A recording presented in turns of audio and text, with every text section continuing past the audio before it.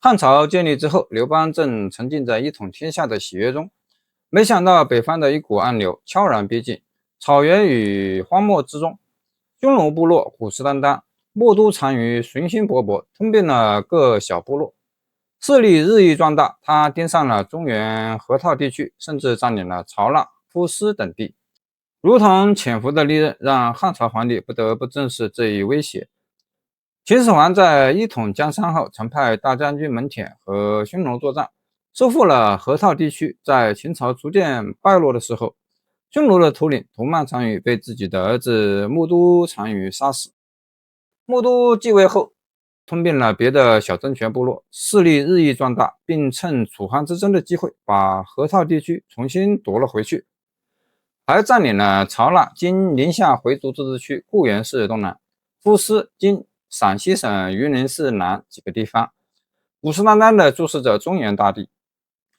韩王信是韩襄王韩昌庶孙，在刘邦攻取韩国就地时，随张良投奔刘邦，领兵随同入关。刘邦还定伤情，任命他为韩国太尉，率军攻取韩国故地，受封韩王。楚汉之争时期，跟随汉王刘邦击败项羽。汉朝建立后，韩王信因为战绩显著而被刘邦封王，赏赐颍川地区，都城定在阳翟。公元前202年，阳翟地处中原腹地。刘邦认为韩王信封地乃兵家必争的战略重地，便借口抵御匈奴入侵，要求韩王信从阳翟（今河南禹州）搬迁到晋阳（今山西太原）。韩王信却请求刘邦把自己派到马邑（今山西宿州）去。刘邦答应了，不料韩王信迁去马邑不久，匈奴就开始攻打马邑。这一下，刘邦对韩王信的怀疑更加深了。他写了一封措辞严厉的书信。韩王信一看，知道刘邦对自己已经有了误会，干脆一不做二不休，真的和木都单于勾结起来，共同攻打汉朝，并主动把马邑献给木都单于。接着，韩王信带领匈奴部队闯破雁门关，一路南下，攻占了太原郡。公元前200年，汉高祖刘邦决定亲自出征平定匈奴，镇压韩王信。一开始，汉军接连获胜，在同堤（今陕西青县）附近交战时，韩王信的军队受到重创，一名将领被汉军杀死。韩王信连连溃逃，跑到匈奴的地方躲了起来。他的几名部下找到战国时期赵国王室后裔赵立，立他为王，然后把韩王信的单于部队归整起来，继续和汉军作战。匈奴布置了一条很长的阵线，从广武（今山西代州阳明堡镇）到晋阳，以此来阻止汉军北上。汉军攻破了阵线，晋阳一战令韩王信和匈奴的部队又损失了很大一部分。后来，汉军在离石（今山西吕梁离石区）第3次打败韩王信和匈奴的部队。匈奴重新调集人马，部署在楼房西北，又被刘邦的骑兵队打败。一连几次胜战让刘邦沾沾自喜，不觉产生骄傲轻敌的思想。当时匈奴的军队退居在代谷（今山西樊氏）和原平中间，刘邦的军队驻扎在晋阳。经过前几次激烈交战后，刘邦认为匈奴势力已经大减，打算一鼓作气把他们全部消灭。在发动进攻之前，他想知道匈奴的现状如何，于是派了好些人去前线打探消息。谁知被木都单于知道了，就把匈奴军队中的精锐士兵都藏在后方，并安排一些没有作战能力的士兵排在队伍的前面。前来打探消息的使者一看，乐得马上回去和刘邦汇报情况。每个人都赞成立即发动进攻。刘邦决定派刘进去查探一下，看看情况是否属实。刘进回来后和刘邦说，匈奴军队看起来确实不慎作战，但木都单于肯定把精锐部队都藏了起来，故意迷惑我们，曾以为汉军不可轻举妄动。刘邦一听就不乐意了，开口就责骂刘进贪生怕死，灭自己的威风，助他人弃业。他下令把刘进囚于广武城的监狱里，等到打败匈奴之后再来处置。刘邦先带领骑兵队赶去平城，经山西临川北部署作战前的准备。等步兵队到达之后，就可以开战。当骑兵队走到白登山的时候，埋伏在此的匈奴军队立刻现身，前堵后截，令汉军动弹不得。骑兵队只带了少量粮食，步兵队一时半会儿无法赶来支援。刘邦指挥了几次突袭，都没有冲出包围。木都单于把士兵分成4队，呈4个方向围住汉军，轮流发动进攻。几次下来，两方军队重伤不断，谁也没有制服对方。北方的冬天特别冷，汉军士兵都是南方人，经受不住严寒，很多人身上都有了不同程度的冻伤，严重的被冻掉了手指头。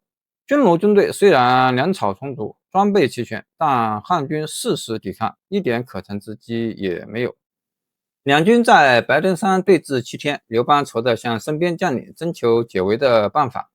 陈平告诉刘邦，木都单于特别宠爱胭脂，不妨派使臣带着金银珠宝去贿赂他，说不定能引得单于退兵。刘邦答应了。陈平和另一位将领带着珠宝首饰和一幅美人画卷，偷偷潜入匈奴营中，找到了胭脂，把珠宝和美人图献给他，并承诺如果匈奴退兵，还会分上更多的珠宝，并把画中的美人献给单于。胭脂欣喜地接过珠宝首饰，等看到美人图的时候，想到如果美人真的被献给单于，自己一定会失宠，于是他答应劝木都单于放过汉朝皇帝，请陈平把美人图收回去。晚上，胭脂对木都单于说，两军交战始终没有分出胜负，双方都损失不小。即使单于得到了中原，我们也不可能习惯那里的生活环境和饮食，何必非要和汉朝争夺呢？况且汉朝皇帝被困许久，始终没有大碍，无疑有神明相助。单于还是放他们离开吧。木都单于听了，似信似疑。第二天去观察汉军，始终不见欢乐的情况，就相信了胭脂的话，下令撤走一部分军队，让刘邦突出重围。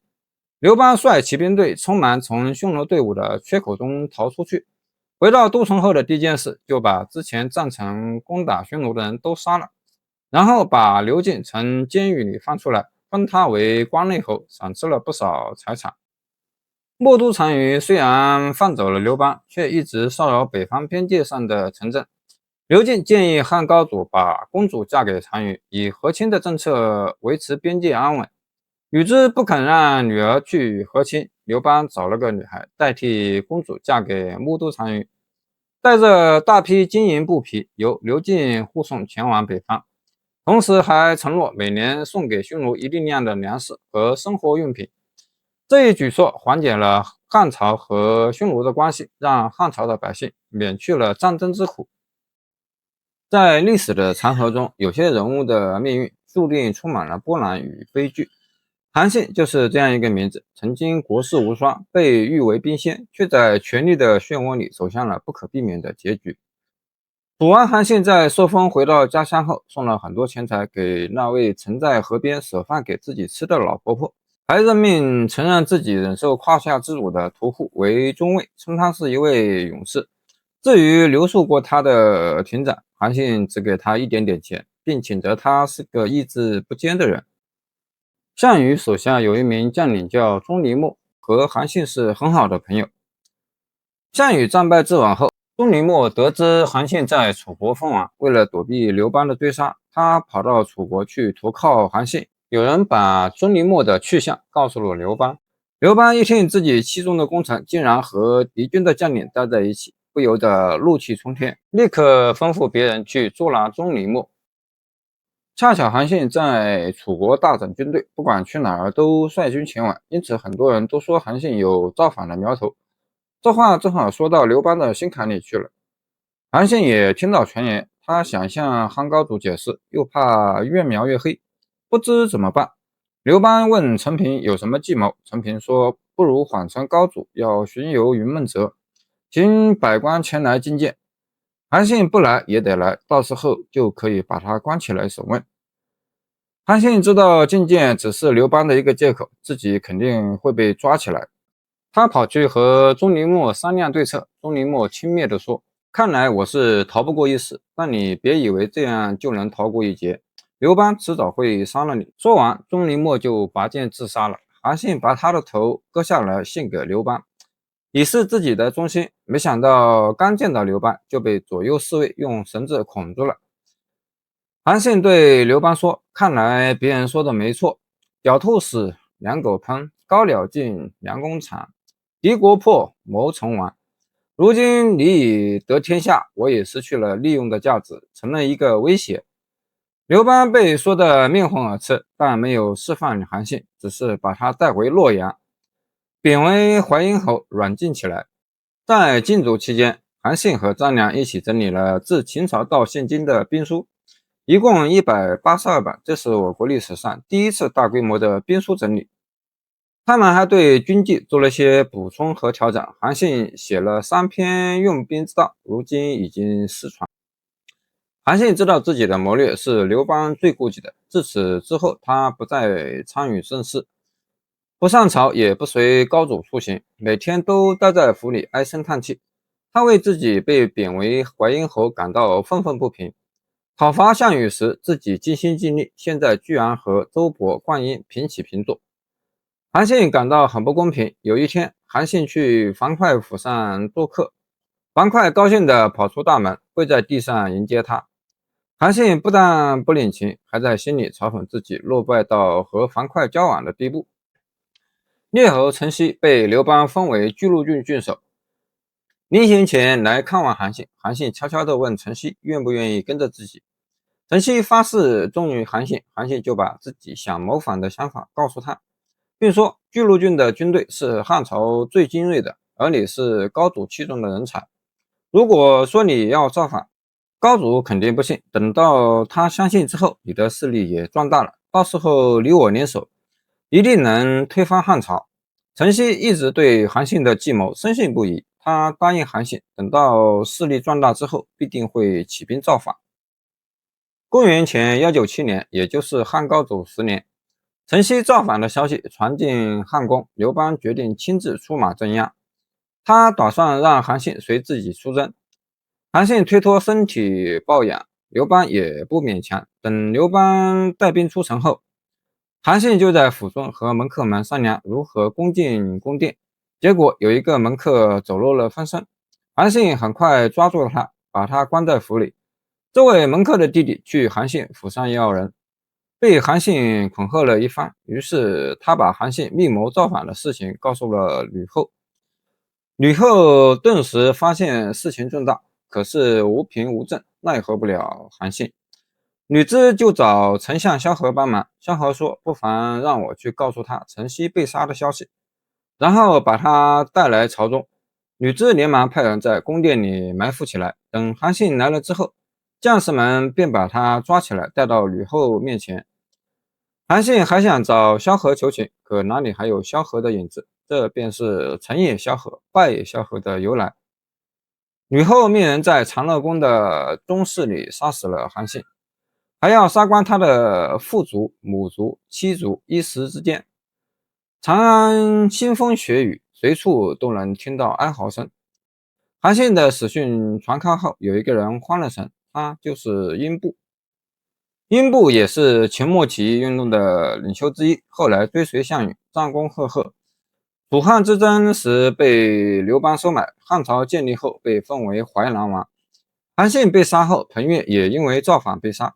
刘邦还命人把彭越剁成肉酱，装在袋子里分给每位诸侯王，以示警告。英布这才知道刘邦是想把重要的工程都除掉，以绝后患。他心里怕得很，连忙吩咐府中加强防备，整顿军队，紧密注意其他诸侯国的动静。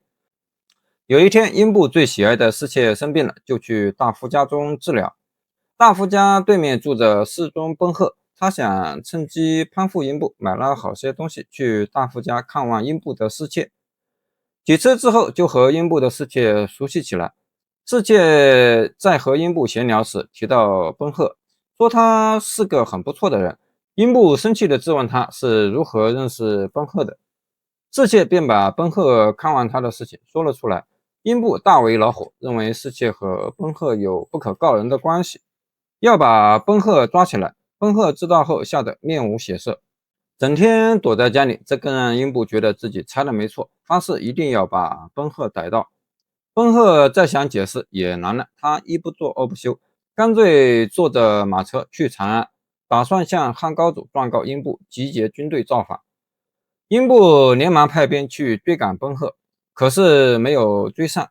奔鹤在汉高祖面前历述英布可能叛变的征兆，刘邦有些为难，奔鹤所说的情况没有真凭实据，如果贸然去抓英布，可能会造成误会，说不定真的会引起叛乱。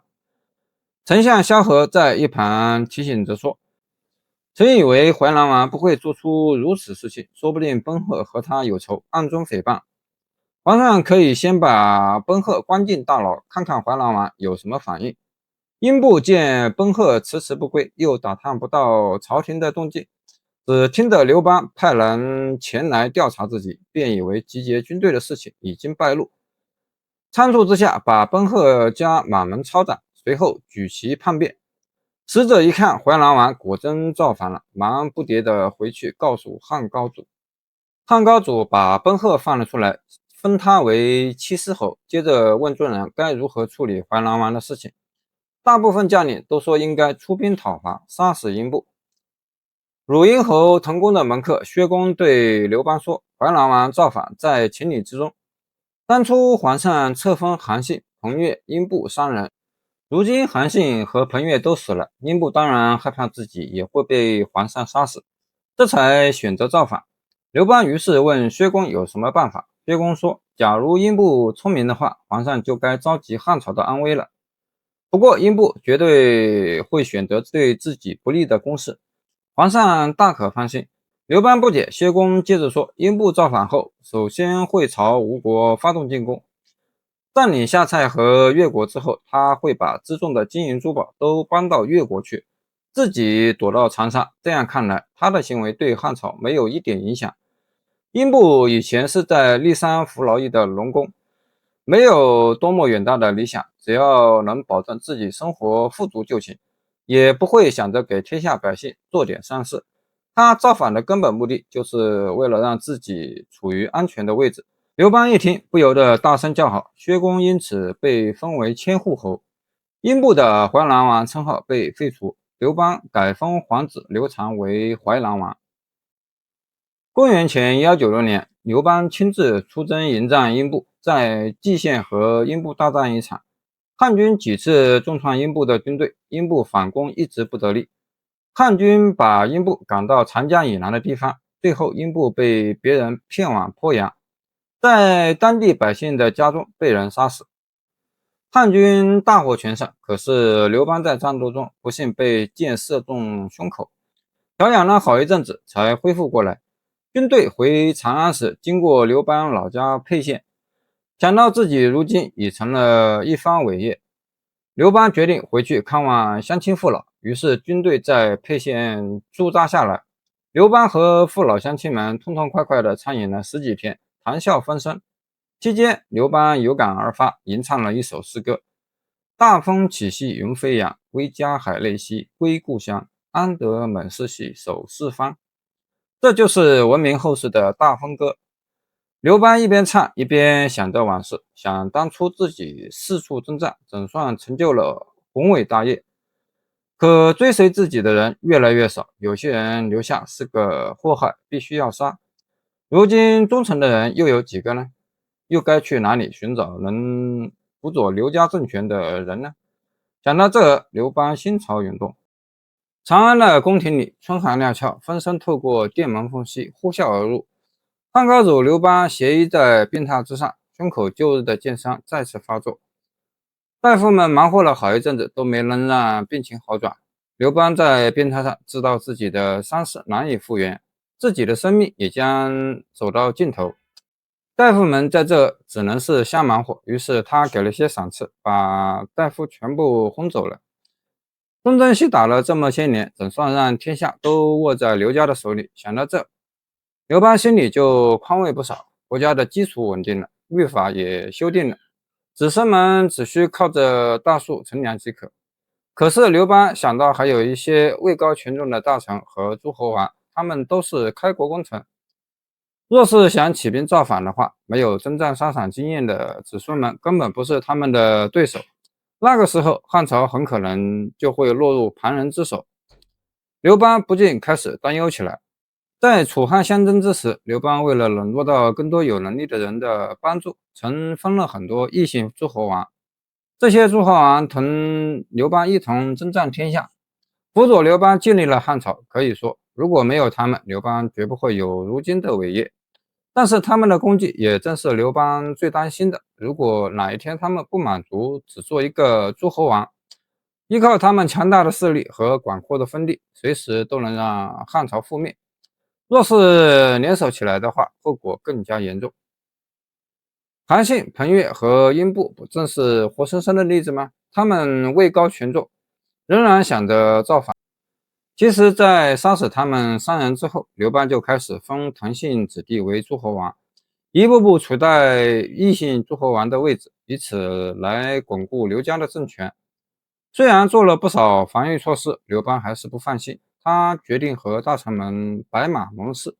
白马在古人看来是很神圣的动物，用白马来立誓结盟，代表双方都非常重视誓言，绝不敢有违背之心。刘邦把大臣们召集到一块儿，吩咐下人杀了一匹白马，把马血分给诸位大臣。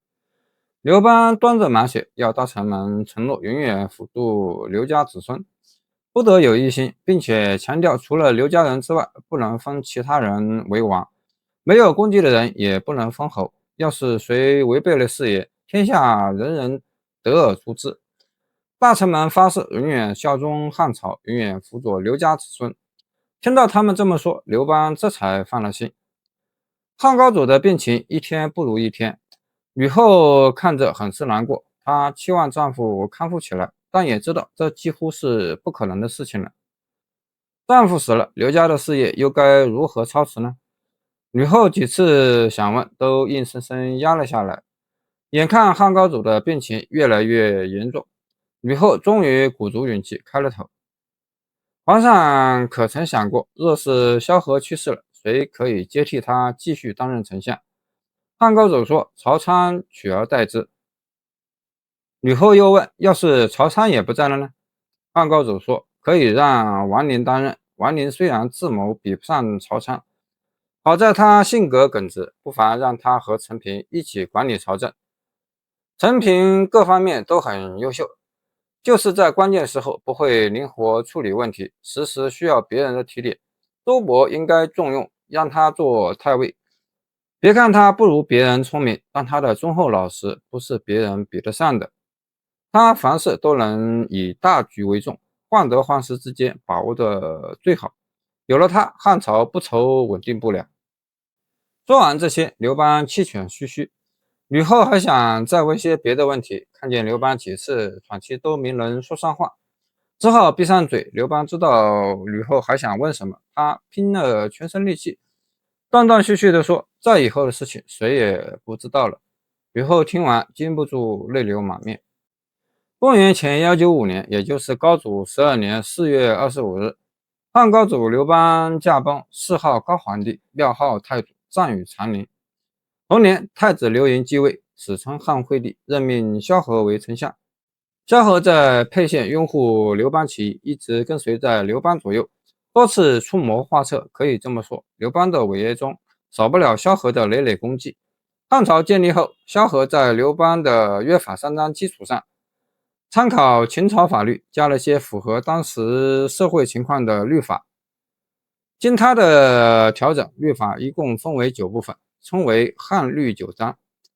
相比秦朝严苛残忍的律法来说，汉律更显得人道一些。汉高祖刘邦驾崩后，汉惠帝刘盈继续任命萧何为丞相。那时候萧何已经垂垂老矣，但仍不间断地操持国家大事。公元前193年，萧何因为常年操劳而病倒在床，汉惠帝亲自去探望他，顺便把心中的疑问提了出来：若丞相100年之后，该由谁来接替您的职位？萧何没有立刻回答，而是反问汉惠帝有没有合适的人选。汉惠帝迟疑地问：丞相觉得曹参怎么样？萧何听了之后，不顾虚弱的身体，就要爬起来给汉惠帝磕头，嘴里连连说道：如果皇上能让曹参担任丞相的话，汉朝必将永远繁盛下去。这之后没多久，萧何就去世了。萧何和曹参以前是一对很要好的朋友，因为发生了一些矛盾，两人渐渐疏远。萧何一直都认为能接替自己的只有曹参，曹参也理解这一点，因此在他死后，曹参就吩咐家人打点行李，说自己很快就会去朝廷当丞相。几天之后，汉惠帝的使者就来到曹参家中，宣布由他接替丞相一职。曹参继任丞相后，没有对国家的律法和政策做任何的修改，一切事务都按照制定好了的制度执行，百姓们安居乐业，官吏们恪守其职。只有在选拔官员的时候，曹参才会下足功夫。他总是亲自筛选，专挑不善言谈、耿直忠厚的人委以重任。那些油嘴滑舌的人都被他一顿呵斥赶了出去。大臣们看到曹参总是不理国事，既纳闷又不解，他们纷纷登门相告，希望曹参能做出一两件改革的事情。曹参却对他们的话置若罔闻。每来一位大臣，曹参就拿出干烈醇厚的美酒招待他们，一杯接一杯的喝，不让他们有说话的机会。等大臣们喝醉之后，想说的话自然也就说不出了。丞相府和其他大臣的住处隔得很近，时常能听到隔壁传来喝酒划拳的声音。丞相府的人都很厌恶那些大臣的作为，不过他们敢怒不敢言，因为曹参曾经吩咐过，敢在私下议论官员的，一律严惩。曹参曾不会揪着别人的小错误大做文章，在他的管理下，朝廷中少了很多官员之间的是非。汉惠帝和众多大臣一样，对曹参的不作为产生了疑惑。惠帝以为他看不起自己年轻，不愿扶持自己。曹参的儿子曹植在朝廷中任中大夫，惠帝便趁他休假回家的时候，嘱咐他问问曹参为什么迟迟没有做出任何行为。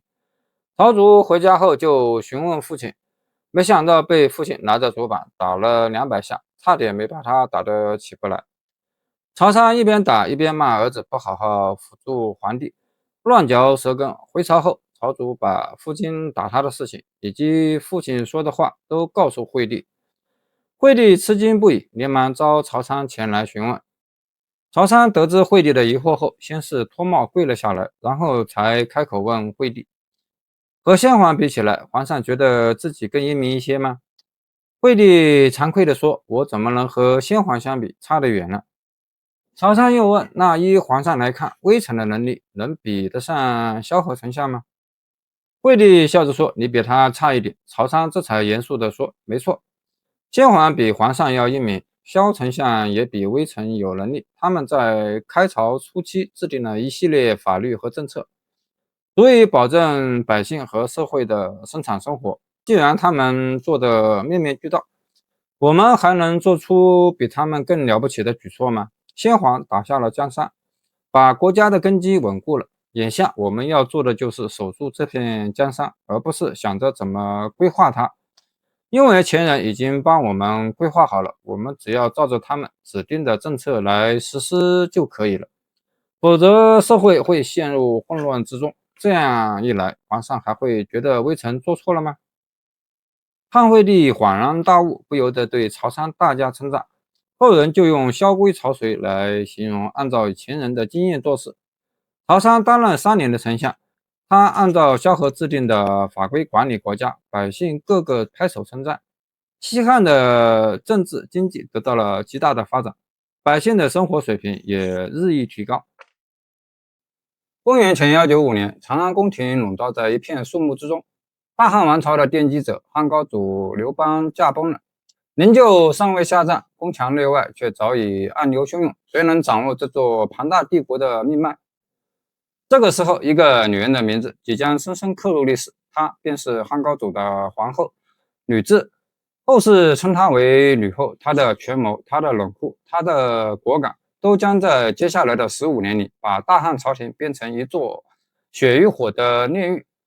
公元前195年，汉高祖刘邦驾崩之后，年仅17岁的太子刘盈登基，称汉惠帝。惠帝年龄尚小，没有治国经验，而且性格温和，做事不够决断，因此国家政权全部掌握在吕后手中。吕后大权在握，第一个要做的事情就是把所有可能给自己和汉惠帝造成影响的人杀掉。高祖刘邦生前很宠幸戚夫人，戚夫人生了一个儿子，名叫如意，被封为赵王。戚夫人多次请求刘邦立赵王如意为太子，刘邦很疼爱这个儿子，他想了很多办法，打算废掉刘盈，都被大臣和吕后劝阻下来。后来吕后干脆找来334号给太子做伴读，这才断了刘邦想废太子的念头。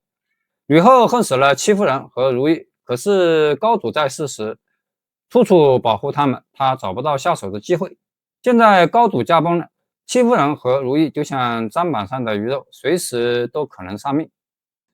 吕后先是把戚夫人双手双脚砍掉，逼她喝下毒药，让她永远也说不了话，然后用烟熏瞎了戚夫人的眼睛，把她丢在茅厕里。可怜的戚夫人就这样成了人质。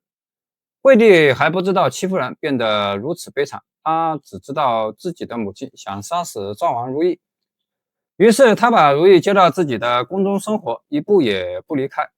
吕后几次下手都没有成功，后来惠帝外出打猎，如意在宫中睡觉，吕后连忙派人毒死了如意。惠帝回来发现赵王已经死了，悲伤的大哭起来。吕后恨他不争气，骂他妇人之仁，还把惠帝带到茅厕去看望戚夫人。汉惠帝被眼前的惨状吓呆了，他颤抖着哭诉母亲太绝情，并说这种残忍的事情不是人干得出来的。这之后，惠帝一直郁郁寡欢，他派人给吕后传话说，我比不上先皇，也比不上母后，根本管理不了天下事务，国家就交给母后打理吧。自此，汉惠帝常年待在后宫之中，饮酒作乐，国家实权全部掌握在吕后手中。公元前188年8月，汉惠帝刘盈忧郁而死，惠帝和皇后没有孩子。为了稳定朝局，让大臣们安心，吕后就让惠帝的皇后假装已经怀孕了，等到时机成熟后，吕后从别处抱来一个婴儿，说这是汉惠帝的儿子。为了不让孩子的母亲以后把事情败露出去，他派人杀死了孩子的母亲。接着，吕后便给这个婴儿取名为刘公，立为皇帝，即前少帝。从此以后，吕后冠冕堂皇地坐在朝廷上辅佐皇帝，这是中国历史记载的第一位临朝专政的皇后。渐渐长大的少帝刘公不经意间得知自己的亲生母亲另有其人，而且还被皇太后杀死了。年轻气盛的少帝愤怒地表示，总有一天会杀死吕后，替自己母亲报仇。少帝没有想到，身边的侍臣都是皇太后的眼线，在他说出复仇的话不久，吕后就知道了。为了杜绝后患，吕后残忍地杀害了年幼的少帝，随后又找了一个名为刘弘的孩子立为皇帝，即后少帝。国家的政权依旧掌握在吕后手中，他更加肆无忌惮地按照自己的想法做事，每个人都害怕他。吕后做事阴狠毒辣，但也聪明果断，拥有政治家的风范。有一次，匈奴木都单于得知汉高祖刘邦去世了，就写信给吕后说，如今你孤身一人，我也孤身一人，不如我们凑在一块儿过吧，相互弥补，两全其美，这是再好不过的事情了。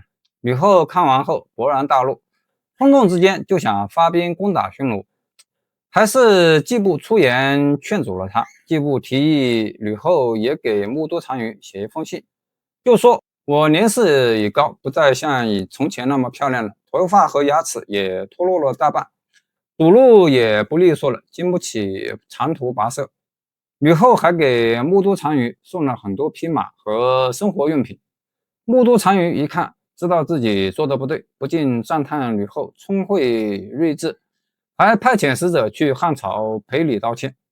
吕后掌握朝政时，为了加强自己的统治能力，先是重用心腹沈一基，拉拢一些人为自己消灭，接着逐一铲除在政治上和自己意见相对的人，以及先还册封的诸侯王，夺取他们的封地，还残忍地杀害了高祖的2个儿子赵王刘友和梁王刘辉。吕后一心想册封吕家人，又害怕大臣们会反对，因高祖临终前和众位大臣白马为盟，坚决只拥护刘家子孙，而且还规定没有功绩的人也不能封王。吕后想来想去，觉得应该先探探大臣的口风，于是他在朝堂上提出了自己的想法。右丞相王陵坚决不同意这种做法，他认为高祖有言在先，除刘家人之外再不封王。这些话当然不合吕后心事。王陵见吕后气恼的样子，只能叹息地摇摇头。随后吕后便撤了王陵右丞相的职位。王陵受不了这种羞辱，称自己得了重病，不能辅佐皇帝，告老还乡了。吕后乐得如此，他让沈一基担任左丞相，还把许多朝中重要职位都分给自己人。陈平、周勃看在眼里，急在心里。他们不赞成吕后的做法，但苦于没有应对的办法。左丞相沈一基从不处理丞相职权范围内的事务，而是协助吕后管理宫廷事务，实际担当了郎中令的职位。不管事情大小，吕后都要和沈一基商量之后才做决断。其他大臣在职权范围内的事务，也要通过沈一基的检查之后才能做出决断。渐渐的，刘家子孙和大臣们对吕后的做法越来越不满，对沈一基也越来越憎恨。公元前187年，吕后开始大肆册封吕家人，没了王陵的阻止，其他朝中大臣也不敢多言。吕后先是追封死去的2个哥哥，大哥为道武王，二哥为赵昭王，封侄子吕台为吕王，吕产为梁王，吕禄为赵王，封侄孙吕通为燕王，追封他的父亲吕文为吕宣王，又封女儿鲁元公主的儿子张燕为鲁王。除了大封吕家人外，吕后还要求刘吕2家联姻，她把吕禄的女儿嫁给刘璋，封刘璋为朱虚侯，又封吕师之的儿子吕种为沛侯，封外甥吕平为扶柳侯。公元前186年，吕王吕台去世，吕后封他的儿子吕嘉为吕王。公元前184年，吕后封自己的妹妹吕须为灵光侯。粗略算下来，先后被吕后册封的吕家人多达10几个，一时之间，朝廷成了吕家人的天下。公元前180年，皇太后吕雉病重，她害怕自己死后，刘家子孙和大臣们会把吕家人赶尽杀绝。于是他在临终前封侄子赵王吕禄、吕王吕产为大将军，两人分别掌管南北军队。吕后再三叮嘱他们：我死后，你们要密切注意刘氏子孙和大臣们的行动，提防他们可能造反。高祖曾命他们立下重誓，不是刘家人不立王。如今我打破了誓言，他们一定非常恨我。等我出殡的时候，你们俩切记要守在皇宫之中，把军队都调集过来，不能让他们有可乘之机。公元前180年8月1日，吕雉去世，和汉高祖刘邦同埋在长陵里。吕后临终前立有一份诏书，上面写着按官级大小给官吏们赏赐黄金，每位诸侯王得黄金1000斤，即日起大赦天下。诏书中还任命吕王吕产为相国，让吕禄的女儿担任皇后。吕后执政期间，培养了一个庞大的吕氏集团，而对皇家成员刘氏子孙采取打击镇压的政策，引起了汉朝统治阶级的巨大内部矛盾。早已心存不满的刘氏家族在吕后去世后，很快就开始铲除吕氏集团。吕家人被杀无数，之前敢怒不敢言的大臣们也纷纷倒向刘氏。吕氏虽然手握重兵，无奈刘氏起兵有礼，加上孤立无援，很快就一败涂地。齐王刘襄首先发起反抗，他带领几位刘姓诸侯王联合陈平、周勃一起打压吕氏集团。一番惨烈的斗争之后，刘氏最终获得胜利，吕家人几乎被赶尽杀绝。这样的结果是吕后在有生之年绝对想不到的。自汉高祖驾崩之后，吕后把持朝政15年，虽然做过不少自私自利的事情，但也为天下百姓做了很多好事。他主张约法审禁，休养生息，给予优秀勤劳的农民减免税收的奖励，减轻税收金额，鼓励因战乱逃往深山之中的百姓重新回到家乡。官员必须善待他们，分给他们一部分田地和房屋，定期释放官府中的奴婢，让他们回乡种田，废除秦朝一些严苛的律法，采取和匈奴和亲的政策，避免战争给百姓带来的痛苦等。这些政策有效地提高了社会生产力和百姓的生活水平，缓解了汉朝和外族的矛盾，为汉王朝积累了不少钱财，增强了汉朝的国力。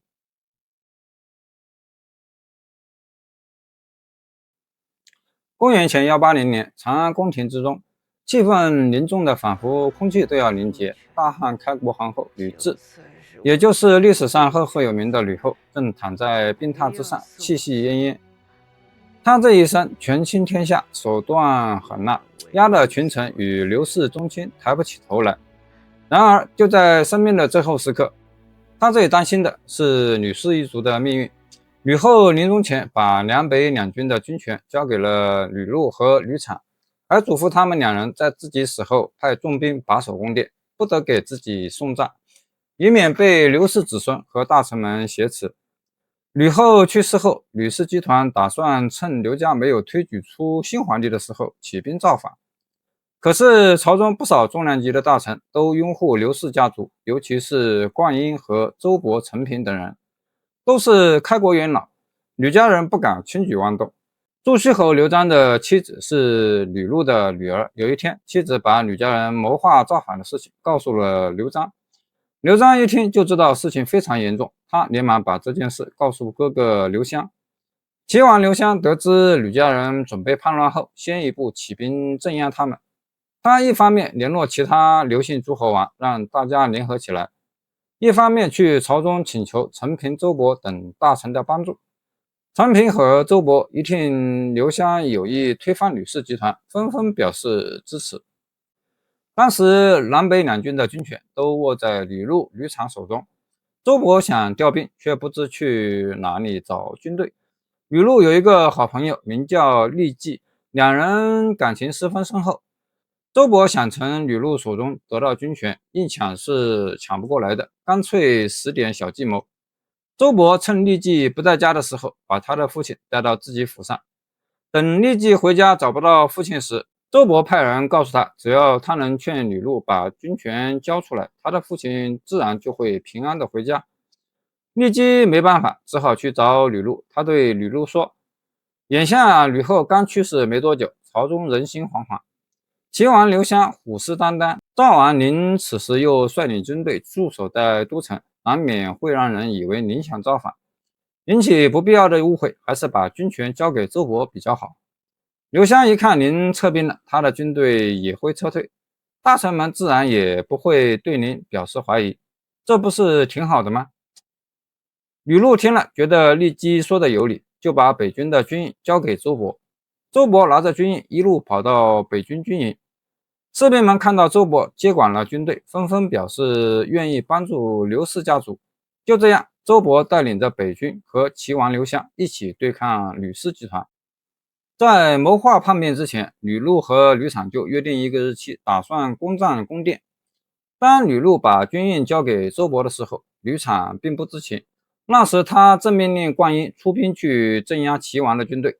灌婴根本不愿意和吕氏苟同，他暗地里和齐王取得联系，约定双方先按兵不动，等吕氏集团按捺不住有所行动后，迅速把他们消灭。吕产见灌婴迟迟不肯行动，干脆亲自率军攻入皇宫。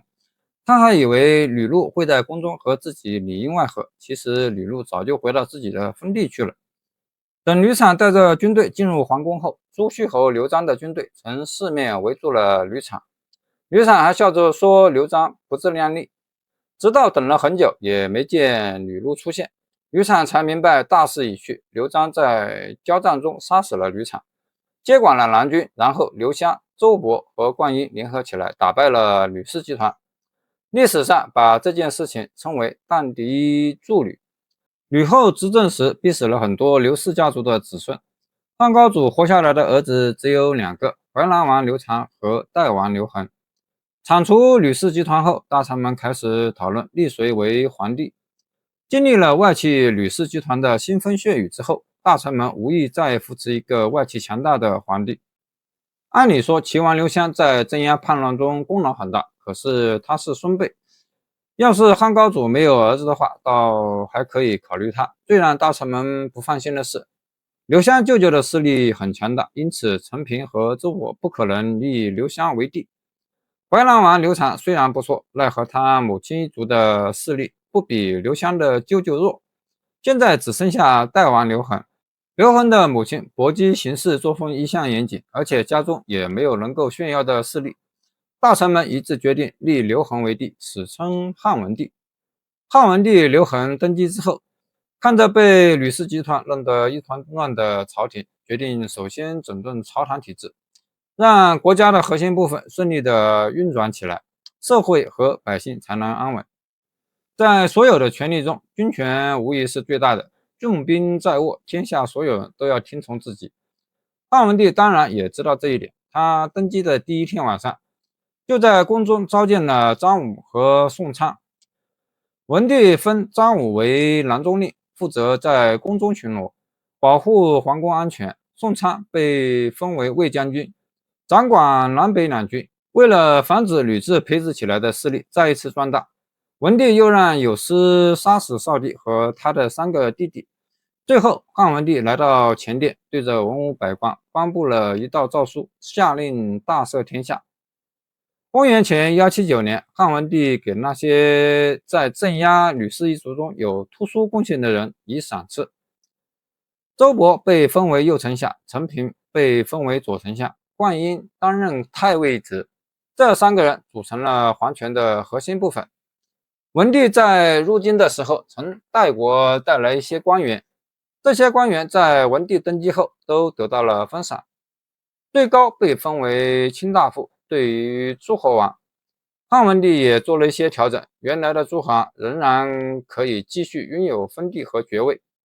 另外还分了一些新诸侯王，原赵幽王刘友的儿子刘睢被封为赵王，原南阳王刘泽重新封为燕王。不久，文帝又封刘睢的弟弟刘强为河间王，原朱虚侯刘璋被封为城阳王，原东牟侯刘兴居被封为济北王。文帝还把自己的小儿子刘武立为代王，后来改成淮阳王，最后又封为梁王。刘昌被封为太原王，刘毅被封为梁王。功臣和诸侯王封赏完之后，大臣们建议汉文帝早点把太子人选确定下来，一来可以稳定朝政，二来可以让太子早些学会处理国家大事。汉文帝接受了群臣的意见，登基后的第3个月，汉文帝宣布立刘启为太子。又3个月后，汉文帝立杜美人为皇后。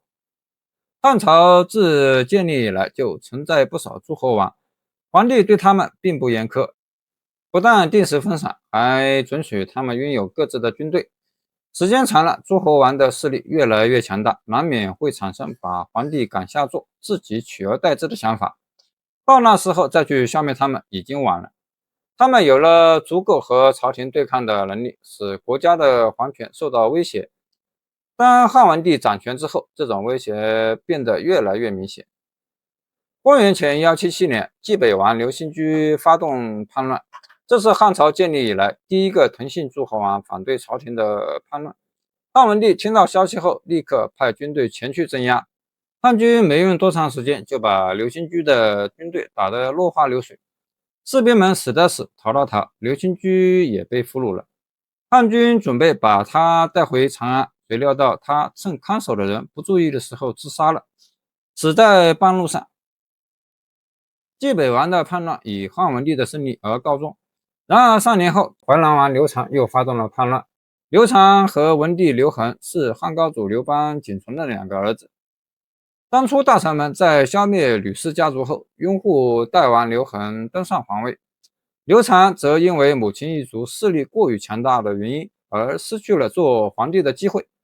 他又气又恨，眼看同为诸侯王的刘恒在皇宫里过着逍遥的日子，自己却只能待在小小的封国里，心里一直很不平衡。可他没想到的是，自己还没有大张旗鼓的举旗起兵，就有人偷偷的去皇帝那儿告状去了。汉文帝一听，立刻宣刘禅进宫，随即就把他的封号和领地都撤销了，还把他发配到遥远的蜀郡去。刘禅绝望极了，他从一个王侯变成了囚犯，心情可想而知。还没到蜀郡，他就死了。后来汉文帝采取贾谊的建议，把一个大诸侯国分为若干个小诸侯国。父亲死后，几个儿子同时接受册封，把诸侯国分为几部分。这样一来，削弱了诸侯国的势力，皇帝的权力就集中了，分散诸侯王的势力。虽然是一个不错的办法，但皇帝和封王之间的矛盾没有真正解决，给后代留下了隐患。汉朝在汉高祖、惠帝、吕后的统治中，社会和劳动生产力得到了很大的发展，百姓们安居乐业，生活十分富足。可是汉文帝登基后，国家忽然变得衰败起来，国库日渐空虚，文帝愁得不知该怎么办才好，连忙召集大臣商讨办法。原来国家之所以变成这样，是因为当时种田的农民越来越少，更多的人只是坐享其成，把沉重的负担都压在老百姓肩膀上。社会各个等级之间的矛盾日益凸显，必须尽快解决，否则后果不堪设想。贾谊告诉汉文帝，要想安定社会，首先要把百姓安定下来。百姓们最关心的就是自己的衣食生活，因此安稳民心是最重要的。听了贾谊的话之后，汉文帝制定了一系列安民政策。公元前178年，文帝宣布减轻田地税，以此吸引更多人去种田。公元前168年，文帝把已经减轻的税收又降了一些，原本每块田地要缴纳1/15的税，现在只要交纳1/30的税。等到这项政策执行到第13年之后，一块土地的田地税就可以全部免去。汉朝的男子到了一定的年龄就要服役，汉文帝将男子服役改为3年一次，这样一来，社会有了更多的劳动力，田地得到开发，粮食增产增收，大大有利于百姓的生活。文帝的这一举措在当时乃至整个封建社会都是了不起的创举。文帝继位初期，大部分诸侯王都居住在长安，并没有住在他们自己的封国里。一旦封国里发生了什么事情，就需要异族把消息从封国带到长安，等诸侯王察觉之后，再把结果送回封国。一来一往之间，长途跋涉的异族们苦不堪言，而且还要耗费不少金钱，给百姓们带来了不少的压力。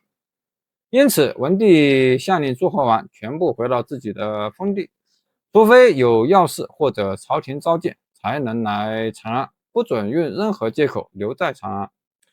在汉朝，想出入边境，尤其是重要的军事边境和城镇，必须要有一张证明。这么做可以控制出关的人流量，还能防止敌国的奸细混进来。不过，证明并不是简简单单就能得到的，其中的过程和手续非常繁杂。很多人想去邻国做生意，都因为繁琐的手续而打消了念头。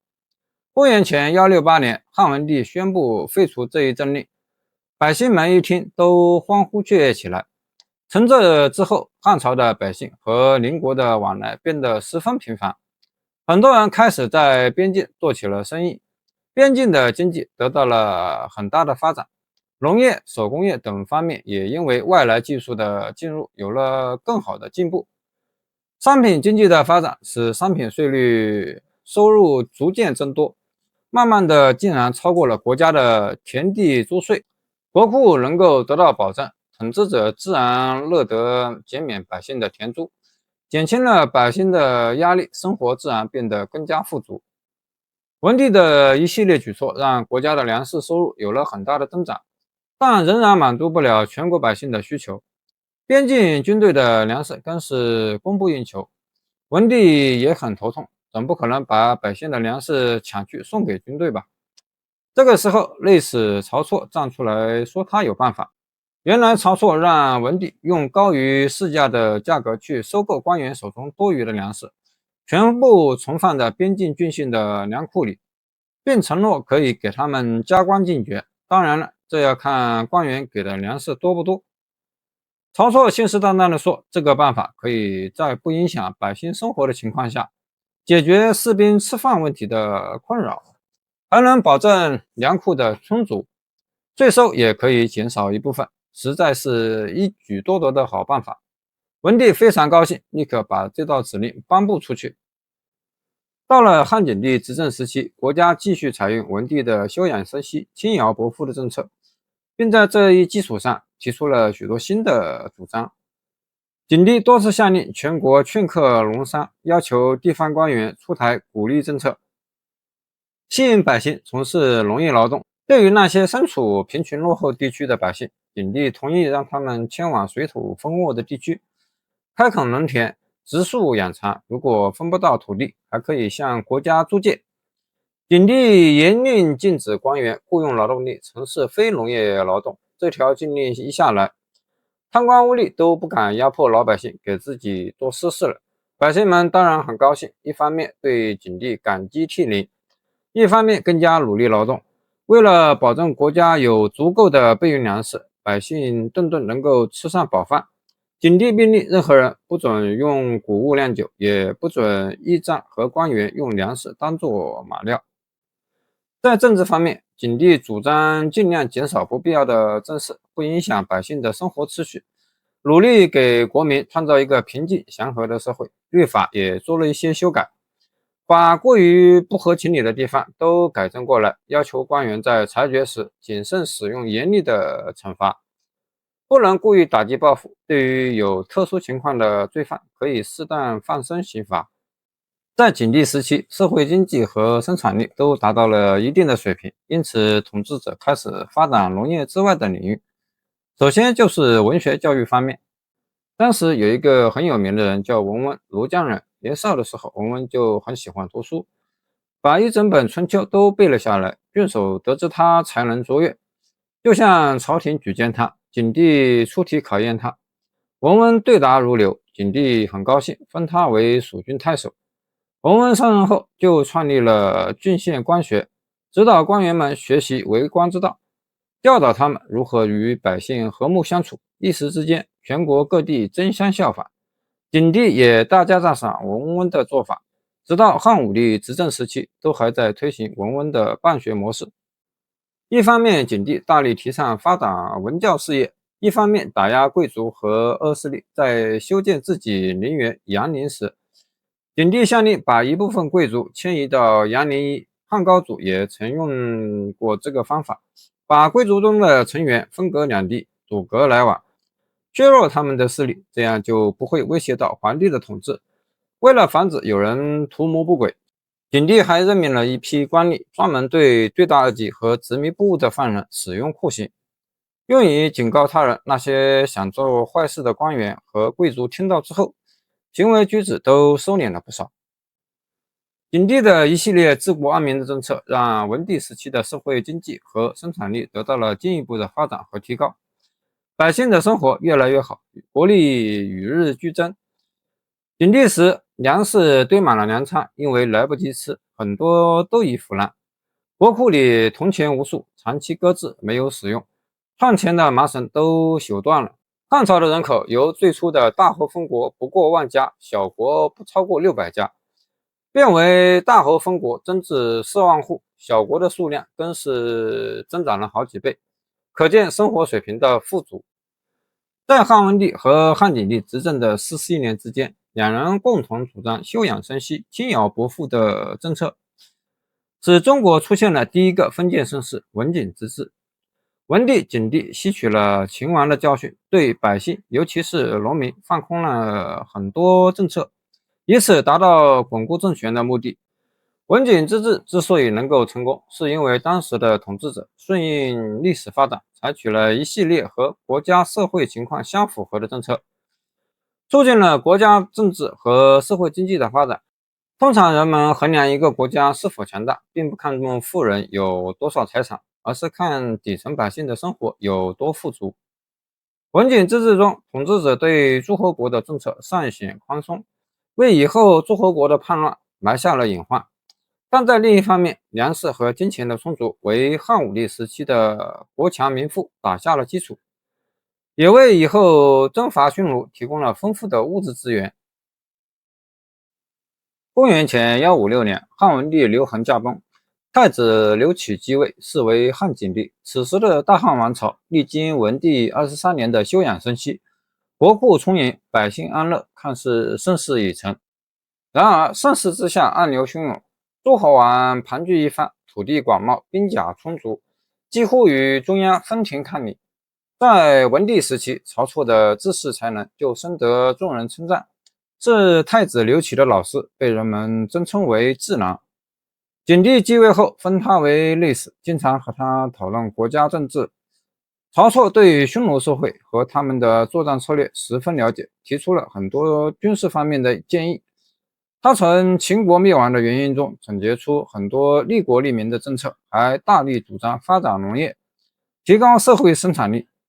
景帝经常和曹错单独待在一起商讨事情，曹错的很多建议都被景帝采纳。虽然当时的曹错只是一个内史，却比九卿还要得到皇帝的宠幸。汉朝的很多律法都是由他建议而实施的。看到曹错这么得宠，丞相申屠嘉不乐意了，可是他又不能想出什么办法让曹错离开皇帝身边，只好静静地等待时机。不久，申屠嘉就得到消息，说内史曹策准备在官府南面的墙上开一扇门。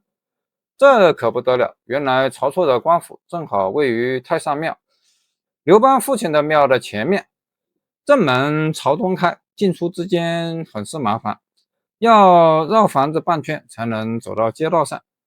于是曹错打算在南面另开一扇门，这样一来进出就方便了很多。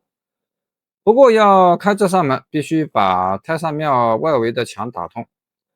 申屠嘉觉得这是个难得的好机会，他准备向皇上告状，好判曹错死罪。曹错知道后，连忙跑到皇帝面前，把事情的原因说了出来。皇帝一听，认为曹错并没有错，只是把外围的墙打通，并没有损坏太上庙的庙墙。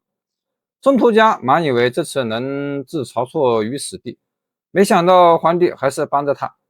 申屠嘉又气愤又难堪，回到家不久就生了病，郁郁寡欢，没多久就病死了。公元前155年，景帝任命御史大夫陶钦为丞相，任命曹错为御史大夫。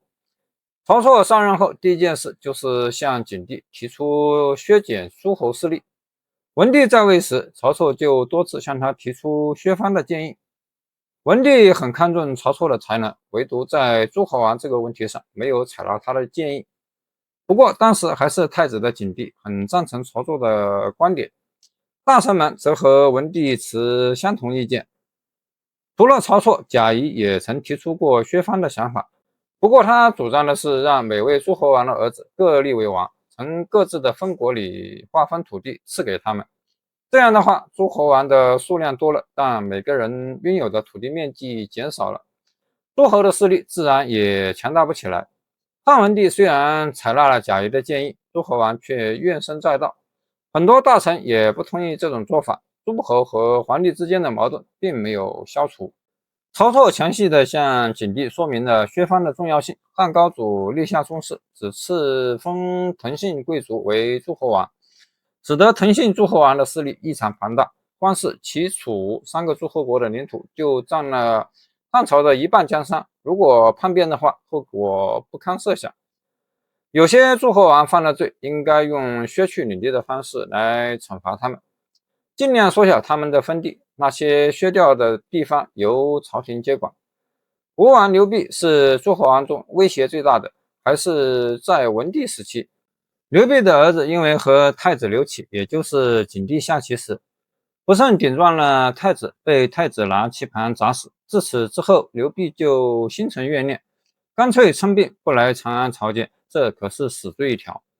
但文帝怜惜他失去儿子，只是象征性的判他杖责，没有怪罪他的意思。不过刘濞可不领情，他仗着自己封地里有铜矿，而且东临大海，竟公开采铜铸钱，烧海水卖盐，还广招江湖人士，造反的意图人人皆知。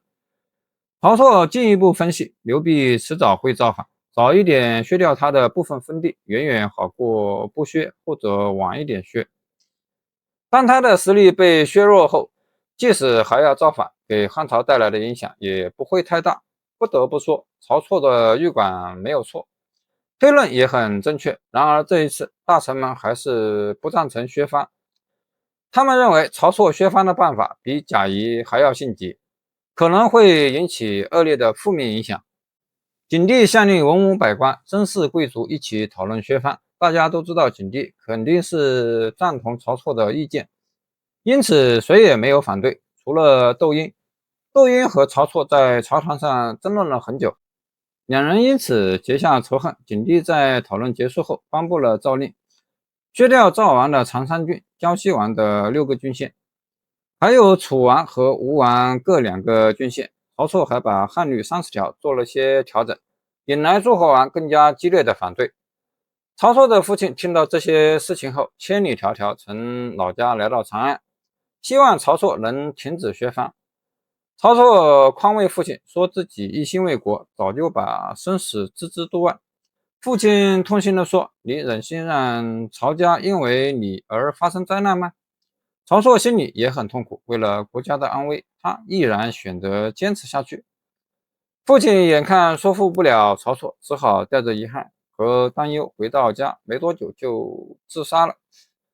曹错听到消息后痛哭流涕。吴王刘濞看到景帝削了好几个诸侯王的封地，知道自己的封地很快也会受到威胁，他索性联络其他诸侯王，以杀死曹错为名向朝廷宣战。其实刘濞是想着夺权篡位，杀死曹错只不过是一个借口。参加叛乱的诸侯国一共有7个，史称七国之乱。汉景帝被七国军队的气势吓坏了，慌忙和大臣们商讨对策。窦婴趁机联合袁盎一起谋害曹错，把所有矛盾都指向曹错。袁盎也和曹错有过节，两人水火不容。袁盎向景帝告密，说曹错削藩并不是为了国家，而是私人恩怨，并信誓旦旦保证吴王刘濞根本就没有造反的意图。这下汉景帝对曹错的印象就改变了很多。他思来想去，既然诸侯王认为曹错损害了他们的利益，干脆把曹错杀了，平息诸侯们的怒气。汉景帝于是封袁盎为太常，命他出使吴国，劝吴王退兵。朝中几位重臣又适时地递上一份谴责曹错的奏折，请求皇帝判他腰斩。汉景帝顺着大臣的意思，下令抓捕曹错。中尉来到曹错家中，谎称景帝宣他进宫。待马车走到长安东市的时候，中尉才把皇帝的诏书念给曹错听。这位一心为国的功臣，最后落得个腰斩的下场。他的族人也全部被杀害。